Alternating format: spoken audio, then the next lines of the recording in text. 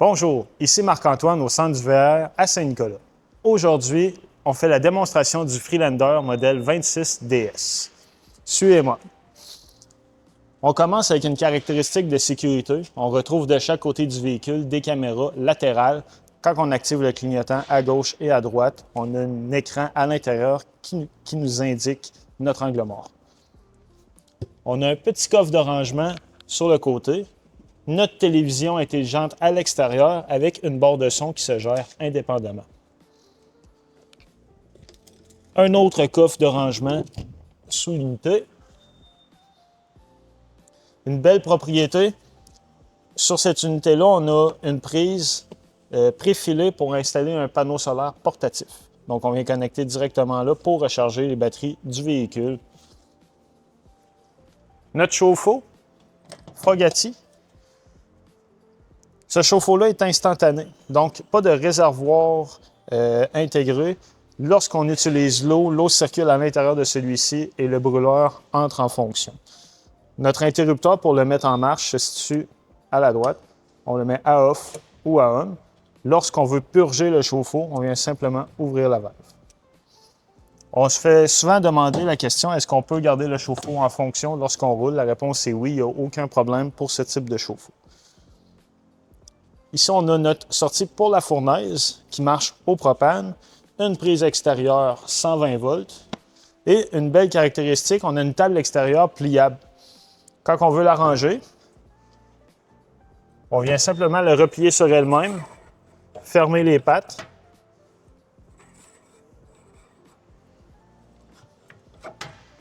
et on la repousse à l'intérieur du coffre. On peut y mettre un barbecue, n'importe quel accessoire. Si on met un barbecue ou qu'on a un foyer, on a une prise de propane avec une valve quick coupler qu'on vient brancher directement ici. À l'arrière, on a une caméra de sécurité de recul sur le véhicule, un accès au coffre de rangement arrière et un réceptacle de 2 pouces avec les connecteurs électriques pour y mettre une remorque. On a notre deuxième panneau qui donne accès au coffre à l'arrière avec un accès pour les low point drain. Ceux-ci servent à vidanger la robinetterie de l'eau chaude et l'eau froide. Sous le panneau, notre système d'égout. On prend notre tuyau d'égout, on vient le connecter directement ici. On a notre valve d'eau grise qui vide l'eau de la douche, de l'évier de salle de bain et de cuisine, et l'eau noire, celle de la toilette. Lorsqu'on va faire une vidange, on vient ouvrir notre valve d'eau noire en premier. Lorsqu'on n'a plus de résidus qui sortent, on va ouvrir la valve grise, ça va rincer le tuyau d'eau noire en même temps. Lorsqu'on a terminé, on vient refermer les valves et remettre le capuchon. Dans ce véhicule, on met de l'essence ordinaire pour le système de robinetterie. On a 3 prises, une pour le City Water, donc on vient connecter l'eau du camping ou de la ville directement ici. On a le tank flush. Le tank flush, ça sert à rincer notre réservoir d'eau noire lorsqu'on commence à avoir des mauvaises odeurs. Et le robinet ici est pour hiverniser le véhicule pour l'antigel. On a une douchette extérieure avec l'eau chaude et l'eau froide. Et notre fil prise électrique 30 ampères qu'on connecte directement dans le 120 volts. On a un petit accès au frigidaire à l'arrière de celui-ci. Il marche sur le 12 volts. Pour le propane, notre réservoir, on a un indicateur de niveau et notre valve pour ouvrir et fermer celui-ci. Un coffre de rangement.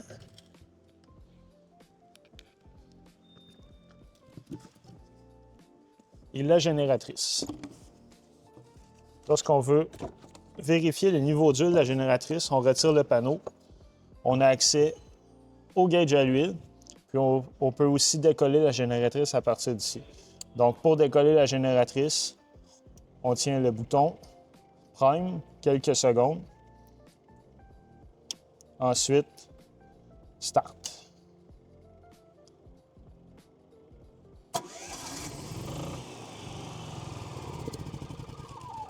Pour arrêter la génératrice, on repère sur Stop. Sous le capot, on va retrouver une mécanique de Ford. On a notre liquide de refroidissement avec l'indicateur de niveau, le liquide de freinage, le liquide de power steering, nos niveaux d'huile à transmission et niveaux d'huile, l'endroit pour mettre le lave-vite, ainsi que notre batterie moteur, pôle négatif et positif. Maintenant, allons à l'intérieur de l'unité. Dans le compartiment des marches se trouvent deux batteries de groupe 24. C'est ceux-ci qui alimentent la maison. On a à notre droite, à l'entrée, un panneau de contrôle pour les jacks du véhicule. On a plusieurs modes sur celui-ci. Donc, quand on veut l'allumer, on vient peser sur Power. On a le Extend Mode et le Retract Mode. Le Extend, c'est pour mettre les pattes au sol et mettre le véhicule de niveau. Et lorsqu'on veut partir sur la route, on va aller sur le Retract Mode.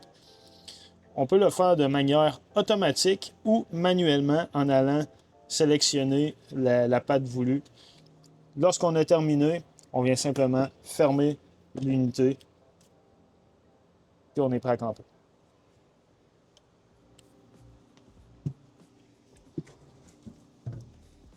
Du côté gauche de l'entrée, on a un petit contrôle de lumière ici, lumière de patio, le cap light qui sont les deux lumières que l'on trouve dans la capucine à l'extérieur et la lumière d'entrée.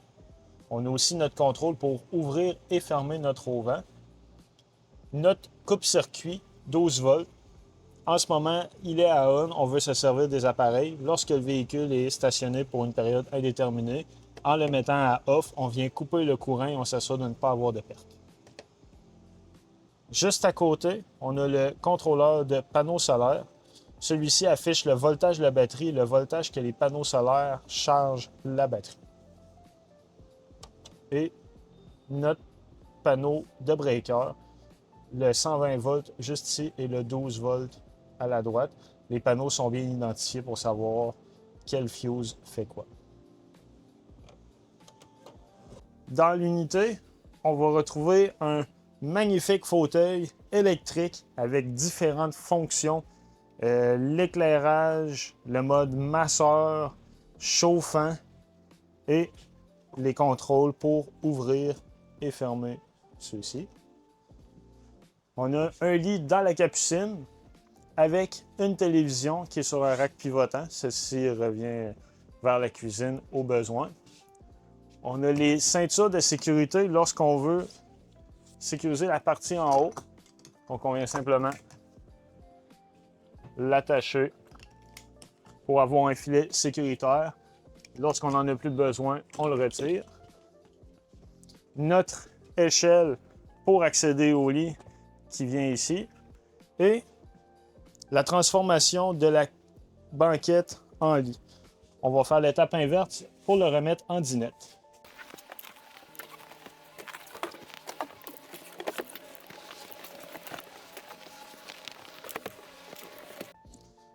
Ici, on a notre patte de la table qu'on vient insérer dans le plancher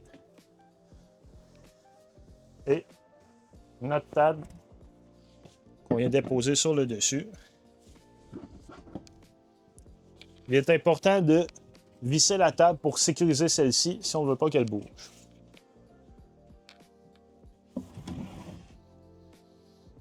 Maintenant, dans la cuisine, on a notre évier avec l'eau chaude et l'eau froide et la champlure qu'on peut régler le jet voulu.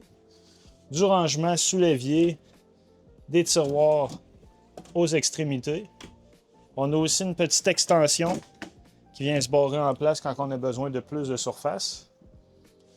La cuisinière qui fonctionne au propane. Celle-ci, pour l'activer, on vient simplement appuyer et tourner pour avoir les gaz. On peut gérer l'éclairage de nos boutons. On a la hotte de la cuisinière, donc on a le fan et la lumière. Un micro-ondes conventionnel comme on retrouve à la maison. Notre frigidaire Magic Chef fonctionnant sur le 12 volts avec les contrôleurs pour augmenter, baisser l'intensité de la température. Lorsqu'on veut fermer complètement, on maintient 5 secondes le bouton Power. Dirigeons-nous dans la salle de bain.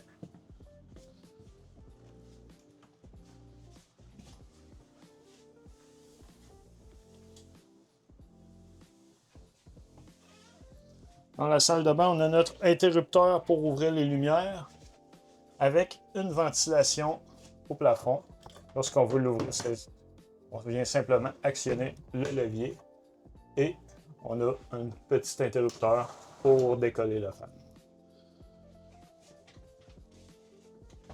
La toilette marche avec un principe au pied pour flusher et on a une extension que l'on peut tirer pour avoir un peu plus de contrôle.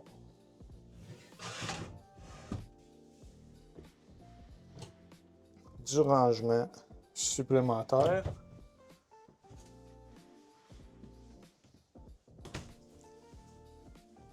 Dans la chambre, on retrouve prise de courant 120 volts, prise pour la TV. La partie juste ici au mur est préfaite pour installer un support mural de télévision. Du rangement. On a un interrupteur pour la lumière au-dessus du lit. Lorsqu'on veut refermer notre slide-out, très important, on va relever notre lit au complet.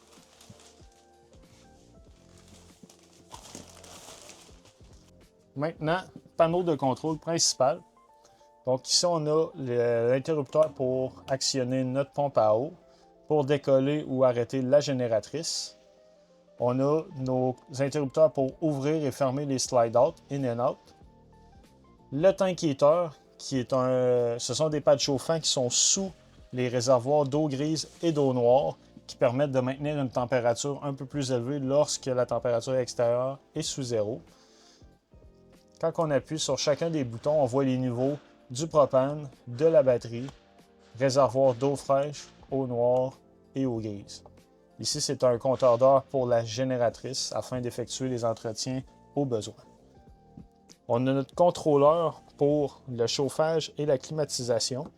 Donc, lorsqu'on veut avoir l'air climatisé, on vient seulement peser sur le mode pour mettre l'air climatisé, heat pump, la fournaise ou à off. On peut aussi gérer indépendamment la ventilation, l'intensité du fan.